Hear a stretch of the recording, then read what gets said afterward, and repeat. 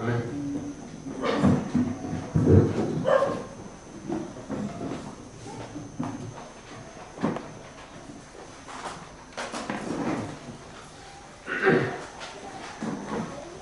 Mateo 10, entonces hemos compartido.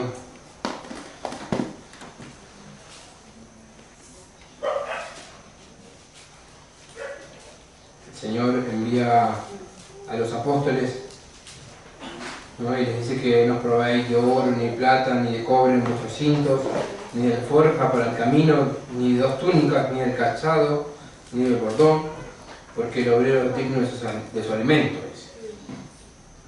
Bueno, y llegamos al 16, que dice: he aquí yo os envío como ovejas en medio de lobos, sed pues prudentes como serpientes y sencillos como palomas, ¿no? Hablábamos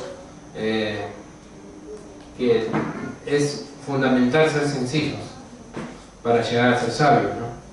En Salmo, vamos a repasar un poquito, Salmo 19.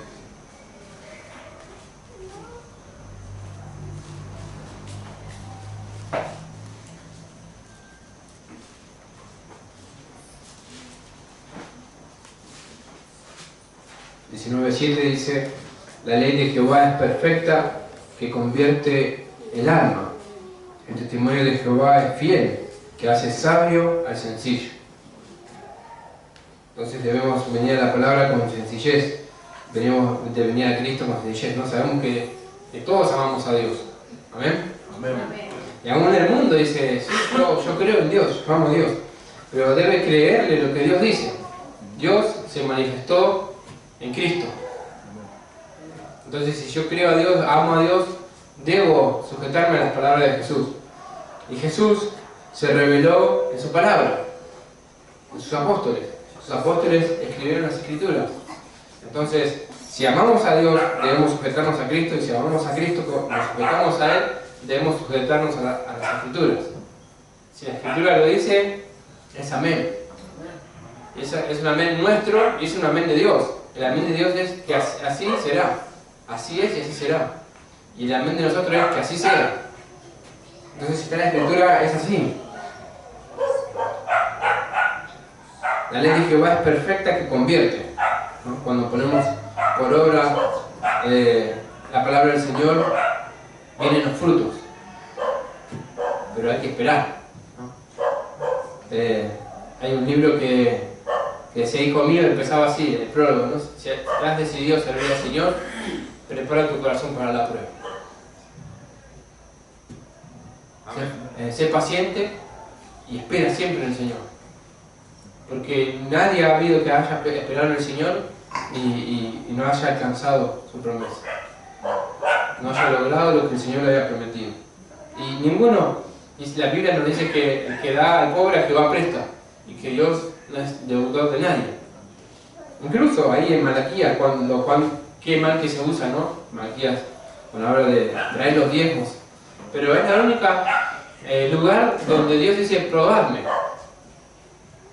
En Deuteronomio, cuando el pueblo sale de Egipto, ¿por qué le hizo pasar por el desierto, donde había escorpiones, serpientes? ¿Por qué? Para probar su corazón. Dios probó el corazón, para ver si había de servir al Señor con todas tus fuerzas. Pero ahí en Malaquías es el único lugar de la Biblia que Dios dice: probadme ahora en esto. ¡Qué oportunidad! Bueno, hablamos acerca de la sencillez, que debemos ser sencillos en la iglesia, debemos ser sencillos en el mundo. Y cuando el Señor le dice así: he aquí yo os envío como ovejas en medio de lobos, sed pues prudentes como serpientes y sencillos como palomas. Él los enviaba al mundo, ¿no? Y nosotros, ¿cómo debemos comportarnos en el mundo? Prudentemente. Y debemos ser sencillos, ¿no?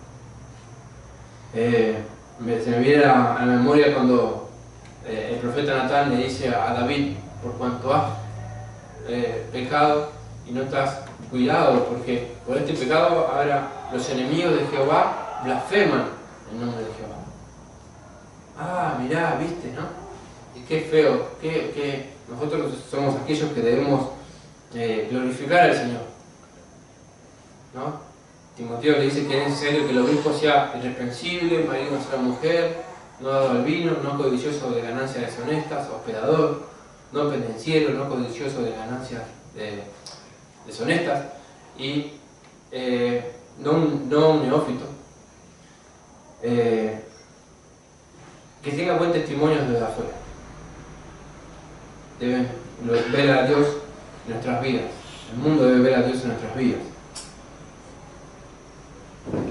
Vamos a ir a Mateo 25.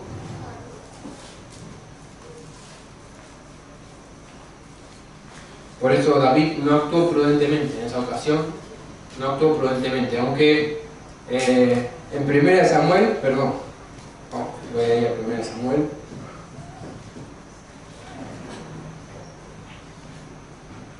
Samuel 18.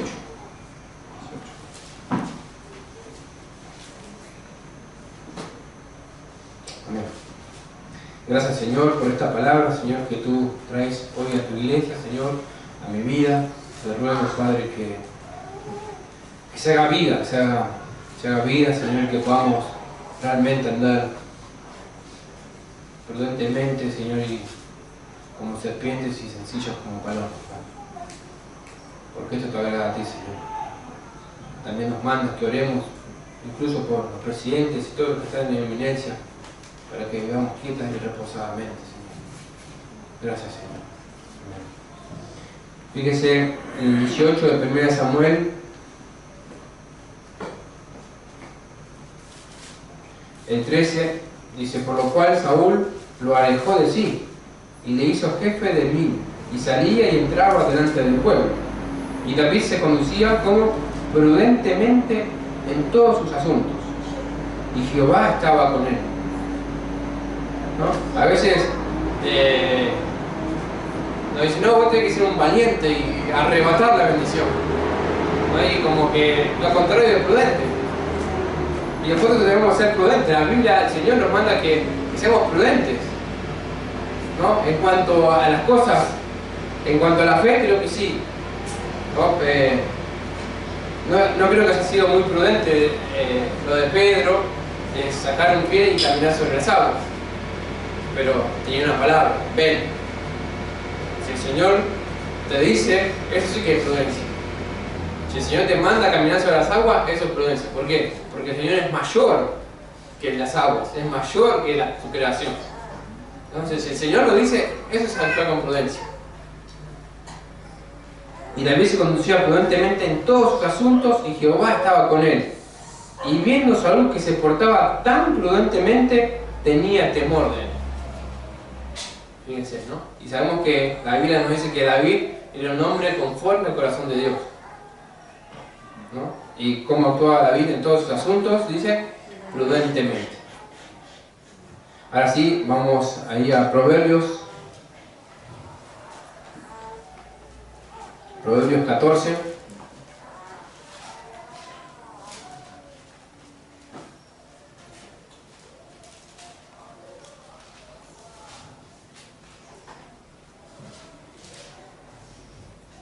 Dice así, Proverbios 14:8. La ciencia del prudente está en entender su camino, ¿no? La ciencia del prudente está en entender su camino. Nosotros debemos pensar antes de actuar, ¿no? Como un consejo que me han dado muchas veces: pensar antes de hablar. Pero es difícil que a un joven, ¿no?,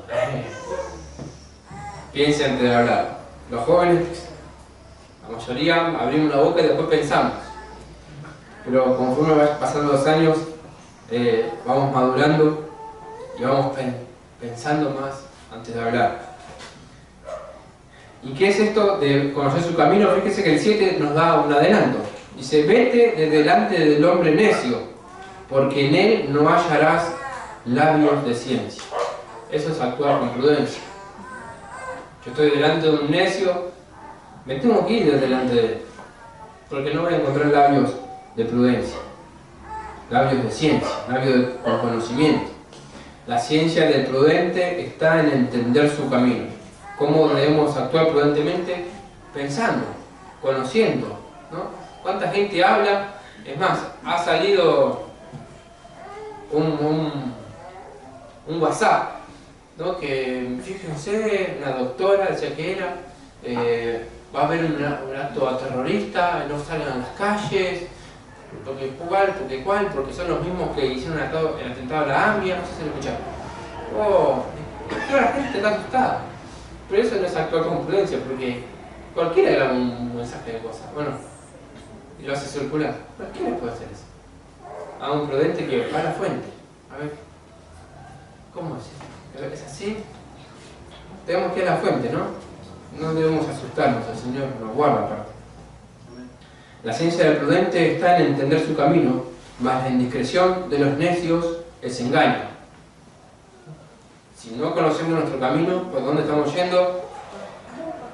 98% de que vamos a ser engañados, ¿no? Dice, hay camino que al hombre le parece camino de vida, pero su fin es camino de muerte, ¿no? Y este versículo me vino una vez que estábamos en una reunión y las luces de colores y la banda tocando a todo volumen, ¿no? Y bueno, estaba llena la iglesia.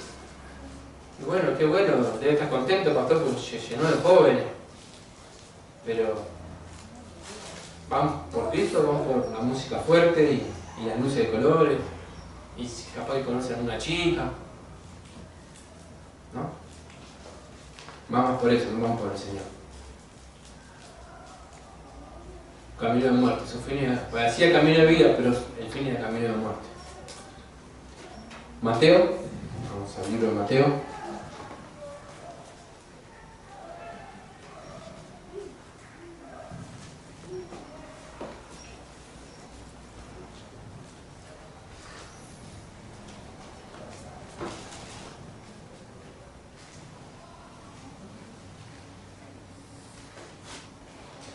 Mateo 7.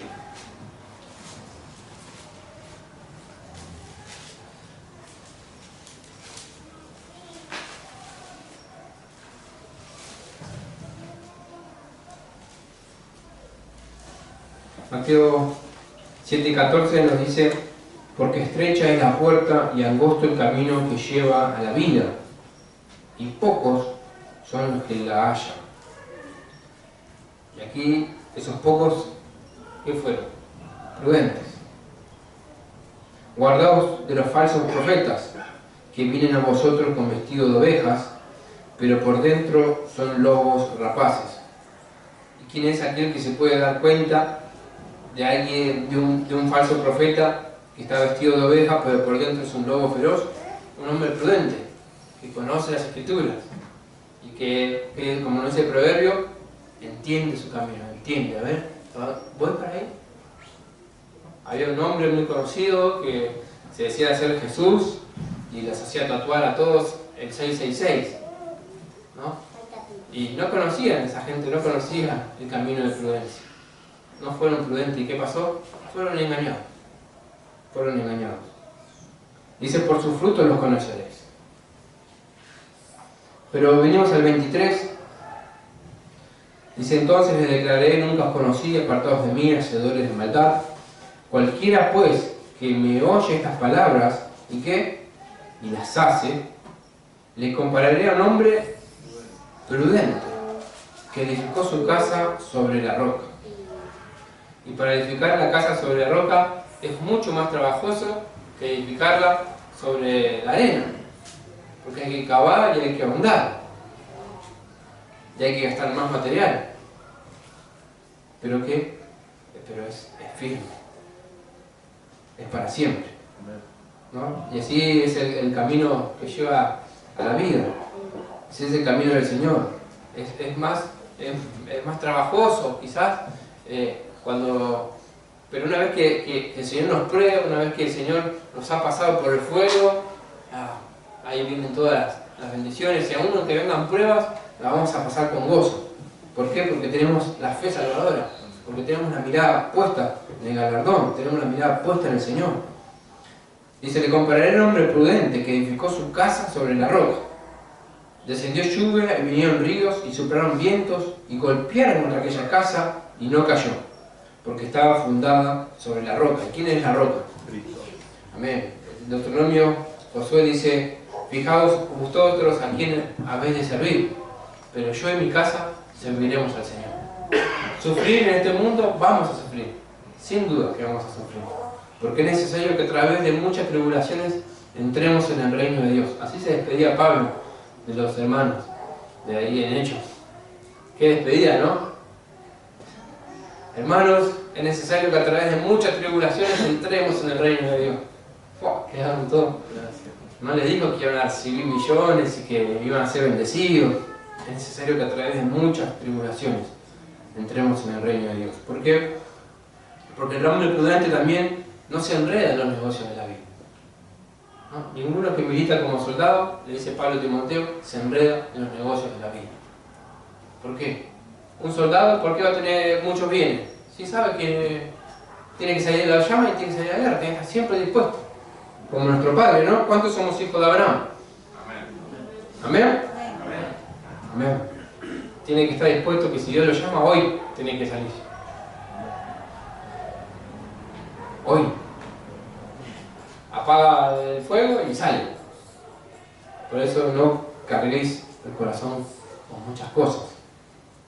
Tenemos que estar dispuestos. A mí me probó el Señor. Tuvimos un mes y medio con Susi allá en Chile y cuando nos regalaron el pasaje faltaba un mes todavía. Y ya querían volver, ¿no? Uno que está en su casa, quiere estar en su cama, quiere comer en su cocina, quiere estar con los suyos. Y el Señor me hablaba con eso, ¿no? ¿Sos hijo de Abraham? Descendió lluvia, vinieron ríos y soplaron vientos y golpearon, ¿ves? ¿Qué pasó? Los ríos vinieron, los vientos también vinieron y golpearon contra aquella casa. Y no cayó porque estaba fundada sobre la roca.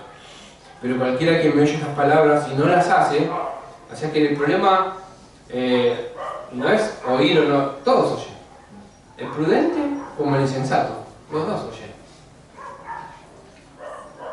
Y no las hace, le compararé al hombre insensato que edificó su casa sobre la arena. ¿No? ¿Por qué? ¿Qué dice el insensato? No, el Señor me guarda. El Señor me guarda, aunque venga la lluvia, aunque vengan los ríos, aunque venga el viento, el Señor me guarda. Porque su palabra dice que me va a guardar. Sí, su palabra dice que te va a guardar, pero vos tenés que edificar, cavar y andar y edificar sobre la roca. Así te está guardando el Señor. Te está dando las directrices para, como un buen arquitecto, le dice al albañil, bueno, vos tenés que hacer esto para que no caiga. Ahora, si nosotros lo escuchamos y hacemos como queremos, van a venir los vientos y nuestra casa va a caer. Y no fue porque el Señor no nos guardó, sino porque nosotros fuimos, ¿qué? Insensatos. Le compararé a un hombre insensato que edificó su casa sobre la arena, y descendió lluvia, y vinieron ríos, y soplaron vientos, y dieron con ímpetu contra aquella casa, y cayó, y fue grande ese ruido. El Señor nos dice, instruye al niño en su camino, y aun cuando fuere viejo, no se apartará de él. Amén, yo lo sé. Con vara corregirás al niño. Amén, yo lo sé. Pero si no lo corrijo con vara, no pasa nada. Aunque lo sepa, ¿no? Mirá que te voy a pegar, y no es para amenazar la vara. Mirá que la vara, mirá que te voy a pegar con la vara. Cambiemos de tema. Mateo 25.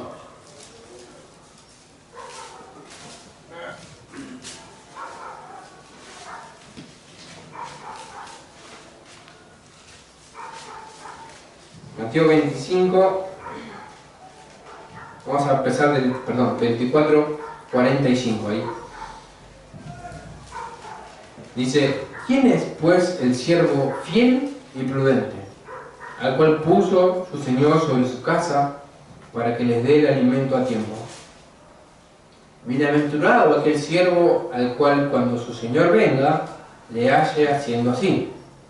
De cierto os digo, que sobre todos sus bienes le pondrá. ¿Usted sabe lo que estoy diciendo? ¿Lo que estoy diciendo? Fíjense, es el Señor que está hablando. El Señor Jesús está hablando. El Rey que cantábamos recién, el Rey de los cielos, el Rey de la creación, que todo lo creó con su palabra, Dice, bienaventurado aquel siervo al cual cuando su señor venga le haya haciendo así. De cierto os digo que sobre todos sus bienes le pondrá. Qué linda promesa, ¿no? A mí me pone muy contento. Sobre todos sus bienes le pondrá. Pero si aquel siervo malo dijera en su corazón, mi señor tarda en venir. Y hay de estas, Incluso he conocido a un hermano, ojalá que el Señor lo haya iluminado, que ya no creía en la segunda venida del Señor. Que no, nosotros vamos a seguir muriendo de a uno, pero el Señor no. Y lo decía en serio. Dice, pero si aquel siervo malo dijera en su corazón, mi Señor tarda en venir. ¿Y dónde empieza eso? Es esa mala doctrina en el corazón del hombre. Comienza de todo lo que entra a la letrina, todo lo que entra para la letrina, pero del corazón salen las malas cosas. ¿Y dónde empieza esta? En el corazón. Y si comenzare a golpear a sus consiervos y aún a comer y a beber con los borrachos, vendrá el Señor de aquel siervo en día que éste no espera y a la hora que no sabe, y lo castigará duramente y pondrá su parte con los hipócritas. Allí será el lloro y el crujir de dientes. O sea, yo entiendo aquí que el Señor está diciendo, si vos te congregás, traído a estos tiempos, ¿no? Vos te congregás y oís la palabra del Señor, pero no la ponés por obra, el Señor va a venir el día que no esperás y a la hora que no sabés. ¿Dónde va a ser tu parte? ¿Con los cristianos carnales? ¿Con aquellos que, bueno, que quizá, no? Dice, será su parte con los hipócritas. ¿Y qué dice más? Allí será el lloro y el crujir de dientes. ¿Cuándo una persona llora y cruje los dientes? Medite sobre eso. El 25. Entonces el reino de los cielos será semejante a 10 vírgenes que tomando sus lámparas salieron a recibir al esposo. 5 de ellas eran que prudentes y 5 insensatas. Las insensatas tomando sus lámparas no tomaron consigo aceite. Mas las prudentes tomaron aceite en sus vasijas juntamente con sus lámparas. Bueno, y dice que tardándose el esposo, todas cabecearon y se durmieron, ¿no? Y ahí dice que bueno, que se durmieron. Y yo digo que, hermanos, no os atribuléis por los que duermen. ¿Usted qué entiende? No os entristezcáis por los que duermen en Cristo. Porque el Señor con voz de mando y con voz de trompeta, ¿no? A la final con voz dará y los que murieron en Cristo resucitarán primero, ¿no? Que murieron, ¿no? En Corintios 11 nos habla de la cena del Señor, y dice que muchos están enfermos y muchos duermen. Bueno, yo considero aquí que las vírgenes, las 10 se murieron, y con la vida del Señor resucitaron, pero ya no había tiempo de ponerse, ¿no?, firme, de poner las manos en el arado y no mirar atrás. Hoy es el día. Hoy es el día. Consideremos qué éramos nosotros antes de que el Señor nos escogiera y nos mostrara a Cristo. No hace falta pensar mucho. Está escrito, 1 Corintios 1.